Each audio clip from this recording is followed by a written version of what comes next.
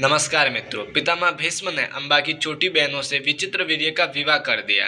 दोनों बहनें दिन रात पति की सेवा में लगी रहती थी, परंतु एक दिन विचित्रवीर्य काफी बीमार हो गए और उनका निधन हो गया।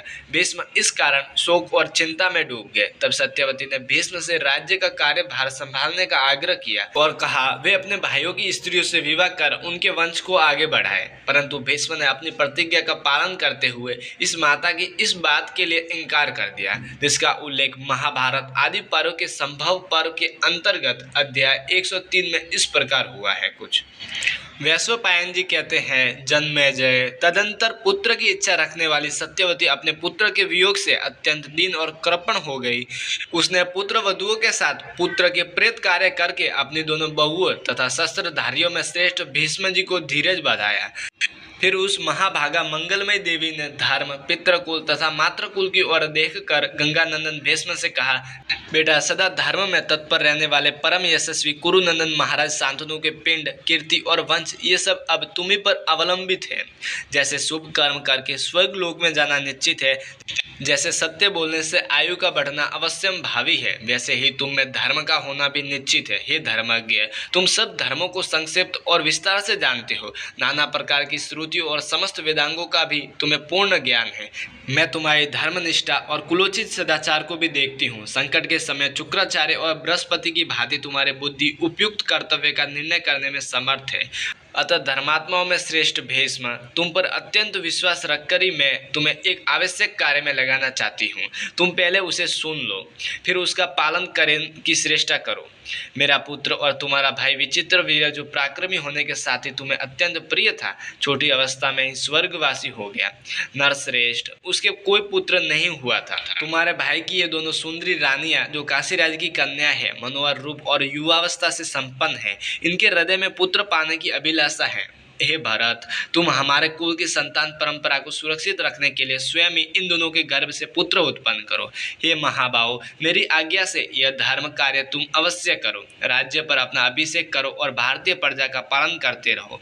धर्म के अनुसार विवाह कर लो और पितरों को नरक में न गिरने दो। और आगे वैश्वपायन जी कहते हैं, जन्मेजय, माता और सुहृदों के ऐसा कहने पर शत्रुदमन धर्मात्मा भीष्म ने यह धर्मानुकूल उत्तर दिया, माता, तुमने जो कुछ कहा है वह धर्म युक्त है, इसमें संशय नहीं। परंतु मैं राज्य के लोभ में न तो अपना अभिषेक कराऊंगा और न ही स्त्री सहवास करूंगा। संतानोत्पादन और राज्य ग्रहण न करने के विषय में जो मेरी कठोर प्रतिज्ञा है उसे तो तुम जानती हो। हे सत्यवती, तुम्हारे लिए शुल्क देने हेतु जो जो बात हुई थी वे सब तुम्हें ज्ञात है। उन प्रतिज्ञाओं को पुनः सच्ची करने के लिए मैं अपना दृढ़ निश्चय बताता हूँ। मैं तीनों लोकों का राज्य, देवताओं का साम्राज्य अथवा इन दोनों से भी अधिक महत्व की वस्तु को भी एकदम त्याग सकता हूँ, परंतु सत्य को किसी प्रकार नहीं छोड़ सकता।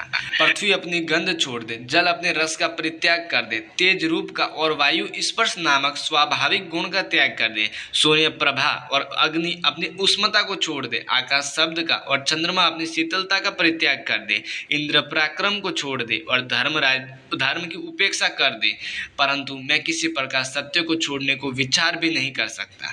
सारे संसार का नाश हो जाए, मुझे अमरत्व मिलता हो, यात्री लोगों का राज्य प्राप्त हो, तो भी मैं अपने किए हुए प्राण को नहीं तोड़ सकता।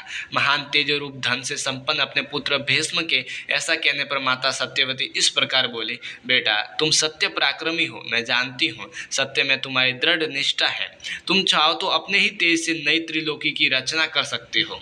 मैं उस सत्य को भी नहीं भूल सकी हूँ जिसकी तुमने मेरे लिए घोषणा की थी। फिर भी मेरा आग्रह है कि तुम आप धर्म का विचार करके बाप दादों के दिए हुए इस राज्य भार को वहन करो। हे परम तप, जिस उपाय से तुम्हारे वंश की परंपरा नष्ट न हो, धर्म की भी अवहेलना न हो पावे और प्रेम भी संबंधी भी संतुष्ट हो जाए, वही करो। पुत्र की कामना से दिन वचन बोलने वाली और मुख से धर्म रहित बात करने वाली सत्यवती से भीष्म ने फिर यह बात कही, राजमाता, धर्म की ओर दृष्टि डालो, हम सबका नाश न करो। क्षत्रिय का सत्य से विचलित होना किसी भी धर्म में अच्छा नहीं माना गया है।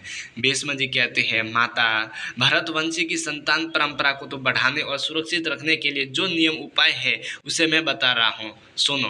किसी गुणवान ब्राह्मण को धन देकर बोला जो विचित्रवीर्यों की स्त्रियों के गर्भ से संतान उत्पन्न कर सके।